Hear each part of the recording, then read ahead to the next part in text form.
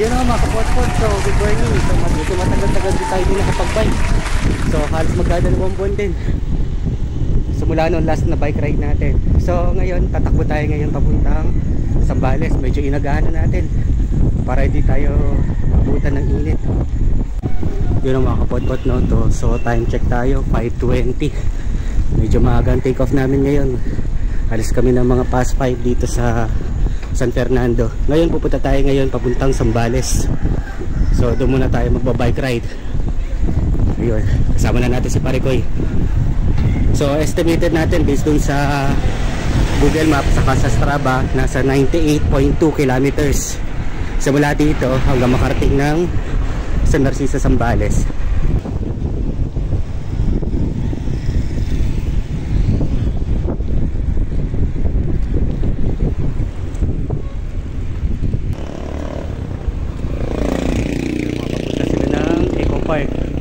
Kasi yun yung way papunta Eco Park. So diretso tayo, papunta tayo ng Betis.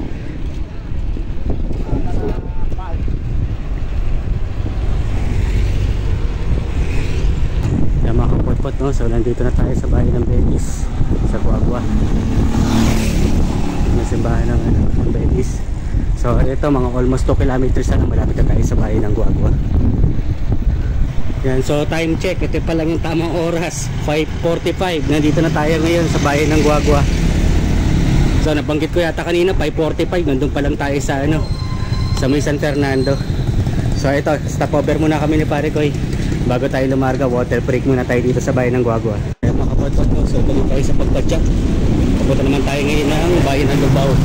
So yun naman ang next stopover natin. So pagdating natin doon, labas na tayo ng highway, diretso papuntang Bataan. So time check tayo past 6. So mga 6:05 nabalis tayo dito sa bayan ng Guagua.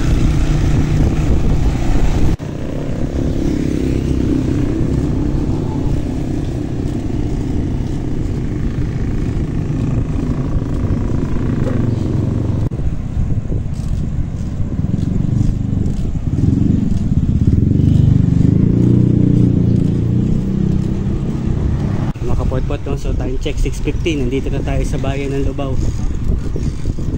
Bandang kaliwa.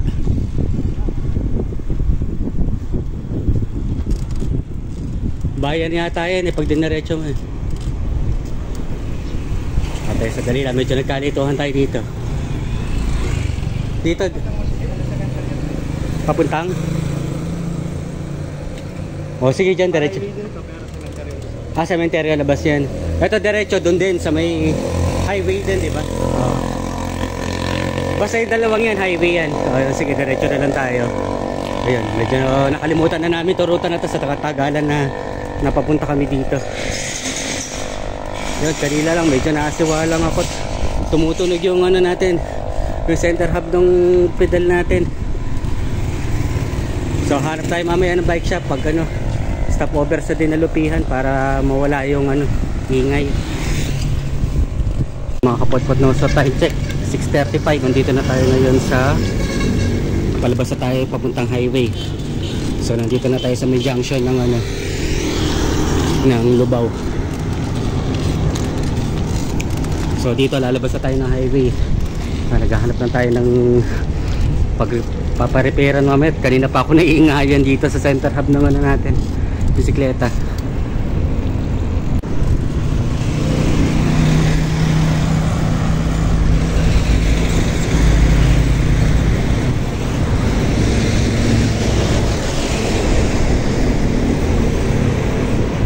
So mga kapotpot no, time check 6:45, nandito na tayo sa may Santa Cruz, Lubao. So diretso tayo ng bayan instead na dito tayo sa bypass road. So ito, diretsoin lang natin ito papuntang bayan ng Santa Cruz, Lubao. Kasi kung susubahin, mas malapit dito isang diretso lang. Pag bypass road kasi pa-letter C yun. So dito makapahabang takbuhin sa kilometer para dito sa dumanga dito sa bayan ng diretso.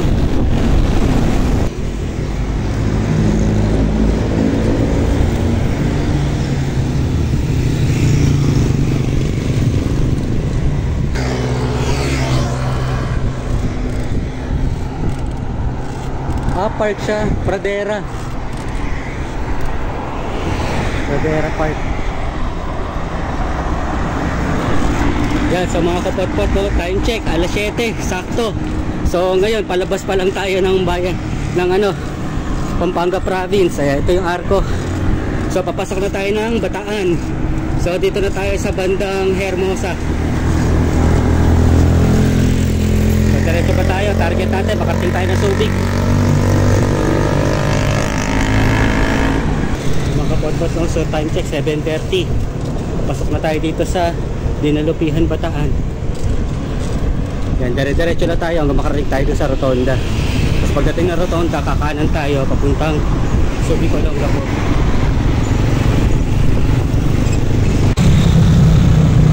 So mga kapot-pot, no, dito na tayo sa ano, bayan ng Dinalupihan. So yung diretsong kalsada na yan, yun yung papuntang ano, Balanga, Maribeles. Tapos ito naman pakanan, papuntang ano, Olongapo, Subic, Zambales. So dito tayo sa kanan. So ito pala, tandaan nyo itong ano, monument marker papuntang Bataan. So dito tayo.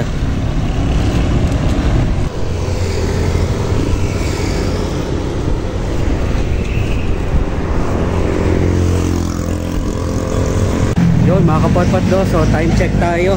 So 8:45. Ano? Balik na tayo. Tara na.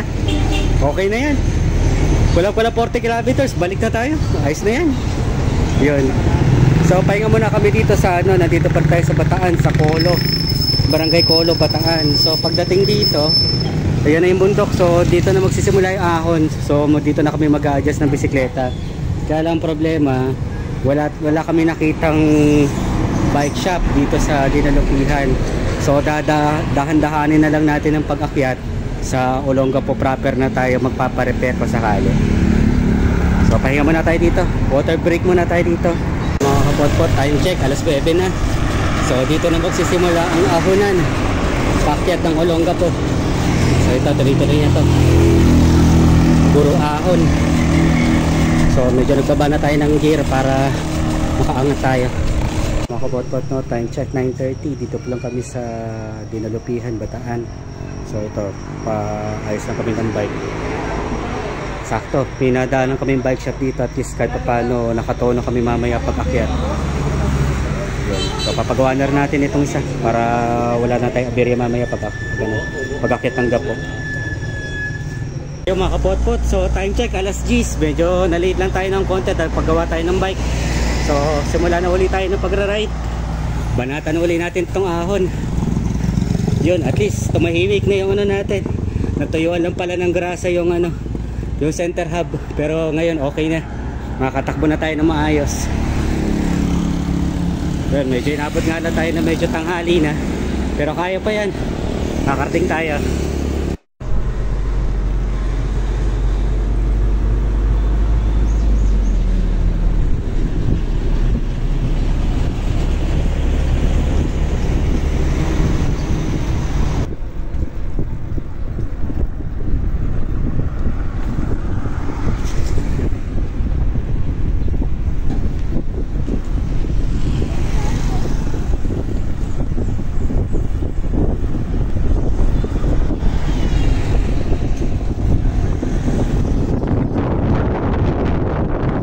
So time check 10:15. So dito na tayo sa taas ng ano, Zigzag Road papuntang Olongapo. Ito pinaka paborito kong spot dito eh. Yan, kasi medyo ma-forest, malilim. Yan, so may mga ahonin pa tayo maaakitin mamaya dun sa dulo.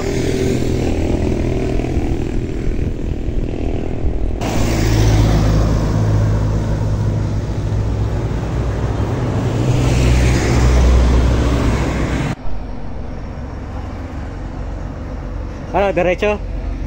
Okay, diretso daw. So larga tayo. Mga kapot-pot, no, time check. So halos mag-alas 11 na. Katatapos lang namin doon sa unang matinding ahon. So ito, medyo diskanso tayo ng konti, medyo palusong.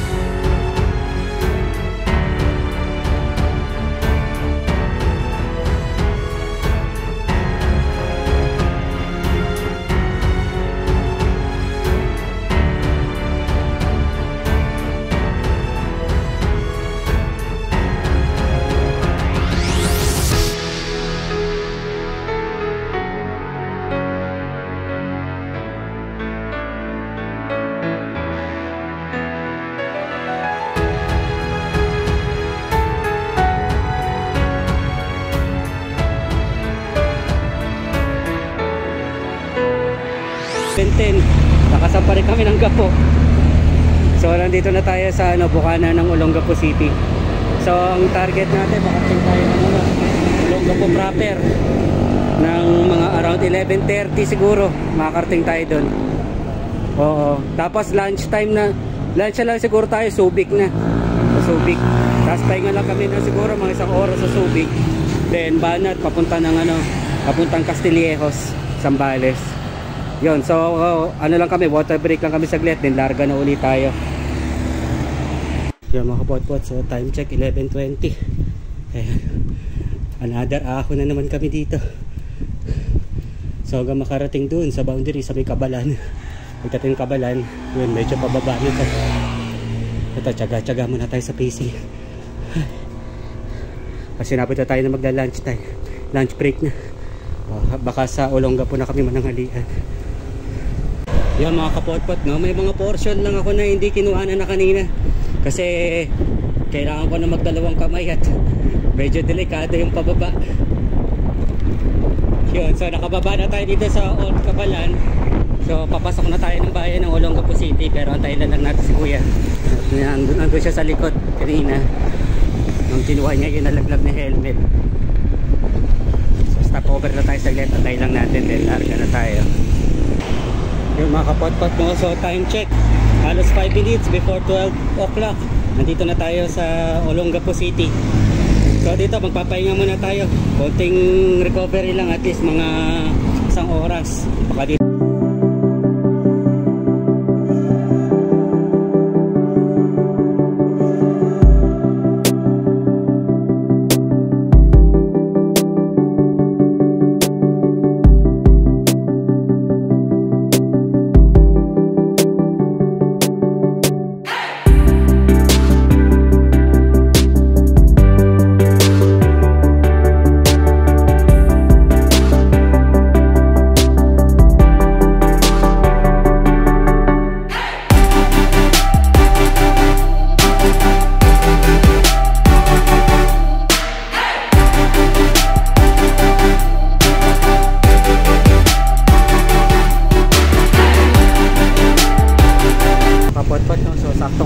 na. Pasok tayo na tayo dito sa sa SM Central, Olongapo. So dito muna tayo magla-lunch, pahinga tayo sa oras bago tayo tumakbo ulit. Yun, sakto, may bike parking. Pagkaganda sa SM, may may bike parking, sakto. Ay, nakapag-lunch na. Makapot-pot mo, so time check tayo 12:30, dito tayo ngayon sa Olongapo Central. So dito na muna kami nag-lunch. So pahinga muna natin sa oras muna bago tayo bumiyahe. Tulungin muna. Wala ka tulog, wala na, tulog na, uwi na. Yun, so dito muna kami papahinga na isang oras.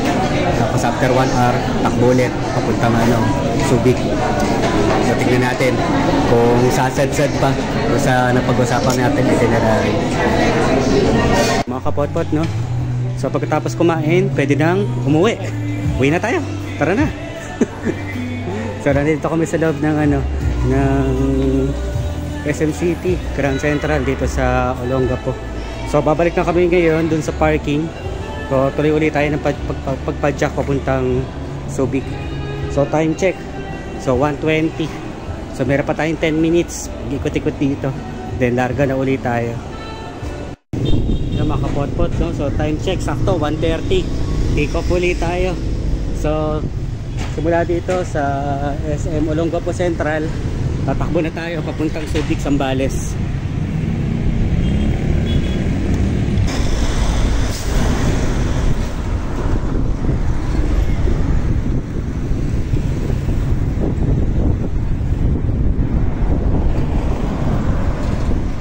Pot-pot, no?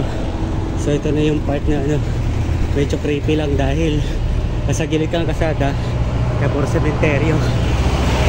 Yan, medyo bumagal ang pacing natin dahil puro pakyat ang daan dito. Ay si Kuya nada sa likod. So antayin na lang natin siya pagdating ko sa taas bago bumaba nitong bundok. Ano, kumusta ahon? Kung sa ahon. Bata yung ahon. Ano, pahinga mo na? O, pahinga mo na daw.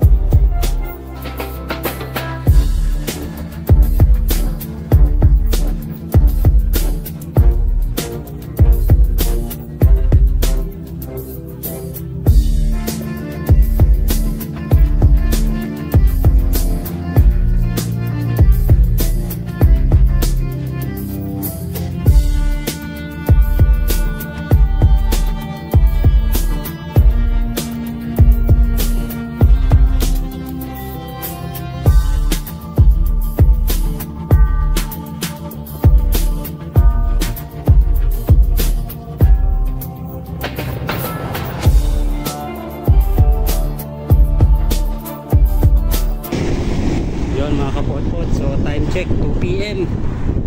Hi, finally nakarating din tayo. So welcome to Subic, Subic Zambales. Ilang bayan pa? 4 bago kami makarating dun sa pupuntahan namin. Pero at least importante, nakasampa na tayo ng Subic. Dati nung mga nagbabay kami, halos hindi kami sawasad sa dito pagod na So ngayon, tuloy-tuloy tayo.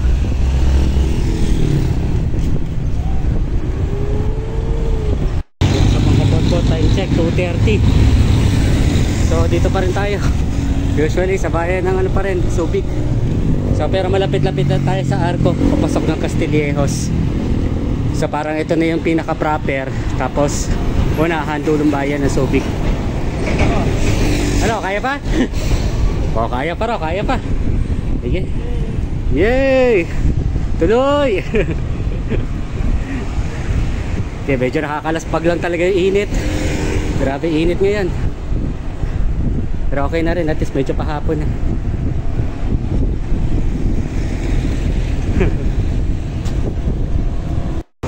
So yun mga kapot-pot, napatigil na ako. Medyo meron na naman tayong ahon. So time check 10 minutes before 3 PM. Ay, last pag na kami. Init kasi. So ito na, nandito na si kuya. Paket na. Hello, pahinga muna. Dito muna, pahinga muna. Tubig muna. Saan? Ah, doon sa kaya pala. Ito ka muna, pahinga ka muna. Medyo lang yan. Pero iyalan yung ahon dyan, pababa na rin yan pagdating dun sa gitna. So pahinga muna kami. Okay. Parang dito rin yata ako napaupo nun yung sobrang pagod din. Ito yung gawa ng Yun, mga kapot-pot, time check 3:23. So palabas pa lang kami na Subic. So yun, yung susunod na Arco, yun yung Castillejos. Castillejos, Zambales na tayo. After ng Castillejos, San Marcelino. Pagdating na San Marcelino, hindi na tayo magsa San Antonio. Diretso na tayo ng San Narciso. So ganun na magiging route natin. Pagdating ng San Marcelino, hindi na tayo magsa San Antonio. Diretso San na tayo. Diretso San Narciso na tayo. Diba? Pa-triangulo ang daan dun So makapot-pot, palabas na tayo ng Subic. So nandito na tayo sa may portion ng Pamatawan. So papasok na tayo ng bayan ng Castillejos, Zambales. So ito na yung Arco. Medyo may distansya din from Subic to Castillejos.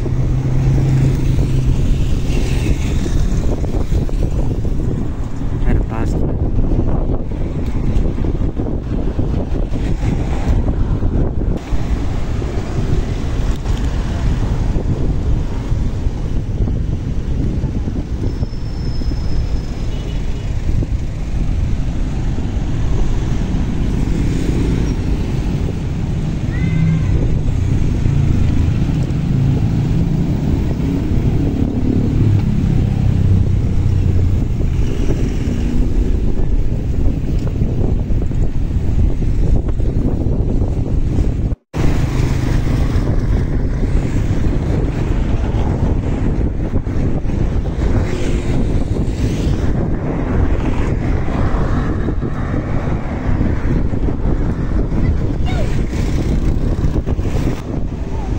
kapotpot, no? So time check 4:20. Andito tayo ngayon sa bayan ng San Marcelino, Zambales. Yun. So after nito, doon na ano na, San Narciso na. Hindi na tayo kakaliwa dito sa bayan papuntang San Antonio.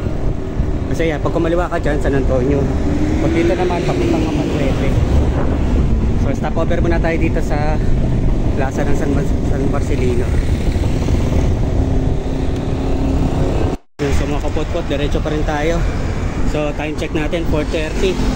So dito tayo sa highway papuntang San Narciso, Zambales. So meron pa tayo 7 kilometers bago tayo makarating sa destination natin. Medyo pagod na kami. Halos magdo 12 oras na kami tumatakbo.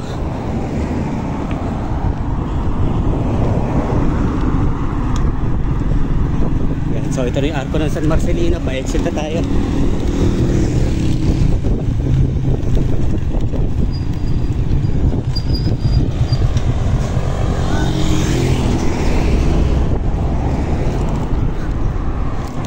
So leaving na tayo na San Marcelino. Papasok na tayo sa boundary ng San Narciso, Zambales. Yun mga kapotpot. So 4:35 PM. So nakarating na tayo dito sa San Narciso, Zambales. So simula dito sa Arco, meron pa tayong 7 kilometers bago tayo makarating sa bayan. Medyo makapakapang takbuhan pa, pero at least kukunti na lang. Malapit na tayo sa destination natin. So tinatadya natin at least mga past 5 makarating tayo dun. Kasi medyo paggabi na rin. So magpapahinga lang siguro kami dun, mga 1 oras lang. Tapos diretso na, balik na kami ng Pampanga.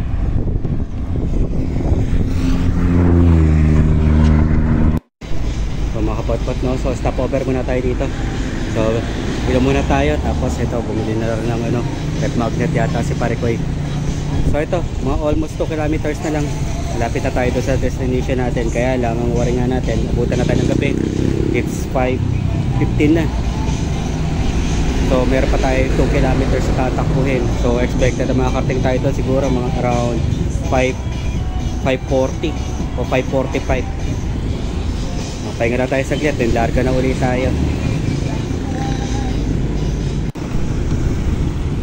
Yan mga kapotpot. So welcome to San Narciso, Zambales.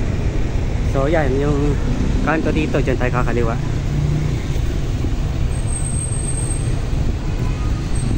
So mga kapotpot, no, ito, dire-diretsuhin lang natin hanggang makarating tayo sa may seaside. Si Kuya nasa likod na. Medyo naiinip na. Medyo nalayuan na siya sa ruta natin. So ito yung after ng basketball court na yan. Yan na yung seaside. Yun mga kapotpot. So time check, sakto 5:30. Nakarating na tayo dito sa San Narciso, Zambales. Sarap sana mag-swimming o kaya lang ang lalaki ng alon eh. Pero doon sa dulo may swimming eh.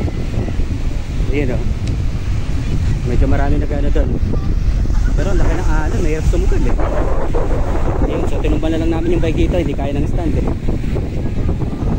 Yun, so natapos din, almost 105 kilometers din yung tinakbo namin sa mula San Fernando, Pampanga. 105. So sulit na. Ayun, dito, buntik pa namin diabutan yung sunset dito, halos palubog na yung araw. Kaya medyo maalon eh, sarap sana maligo dito eh. Galing din tayo sa habang biyahe.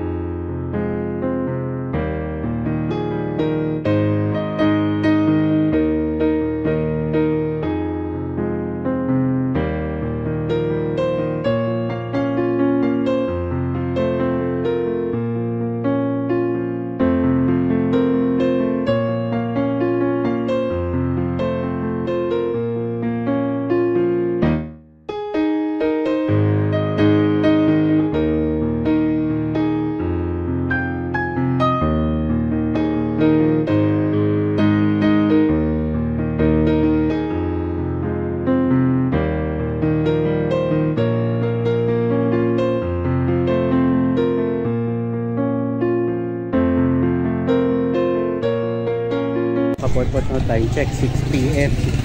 So nandito pa tayo sa San Narciso. Medyo tambay muna tayo dito, magpuputrip muna tayo bago tayo bumiyahe pa balik ng Pampanga. So dito lang yan, malapit lang sa may seaside. So medyo malayo pa ipabiyahe natin pabalik. So mga siguro late evening na tayo makakarating sa bahay. Mga kapot-pot no, so ginabi na tayo. So time check almost 6:30 na. Pabalik na tayo sa highway ng San Narciso. So doon mag-aabang na lang tayo ng bus kasi nahabol natin yung last trip na manggagaling sa Iba, Zambales. So probably makasakay tayo ng bus, may sakay natin itong mga bike pa balik ng Pampanga. Yun sa mga kapot-pot no, time check so 6:40. Dito tayo ngayon sa highway dito sa bayan ng San Narciso. So nag-aantay na lang tayo ng bus na masasakyan. Yun. Pero sana yung ganito, ganito may encounter natin bus para at least pagdating sa Estribo kasya yung dalawang bisikleta. Yung timingan pa dahil Iba, Zambales pa manggagaling yung ano, yung sasakyan natin. Sana may mabutan pa tayong last trip.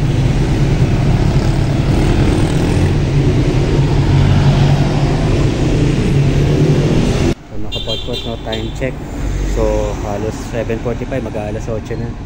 So dito halos magdadalawang oras na kami dito, wala pa kami nasasakyan na bus kasi yung mga dumadaan kasi kung di balitang Estribo hindi dadaan na San Fernando.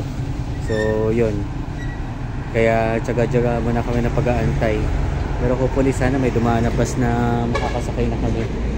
Kasi medyo nag-10 oras na rin eh. Baka late evening na rin kami makarating na San Fernando.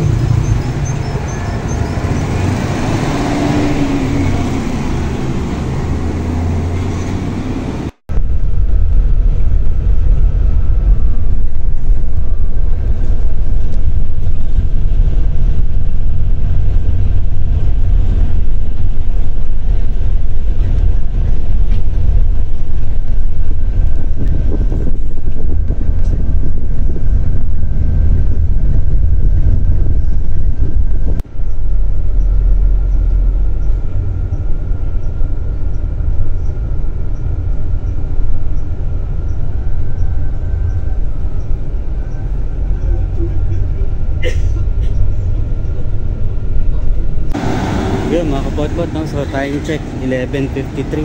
Nandito na kami sa San Fernando. Yun, buti nakachempo tayo ng ano, bus kanina pa uwi. So pero ginawa na lang namin discount.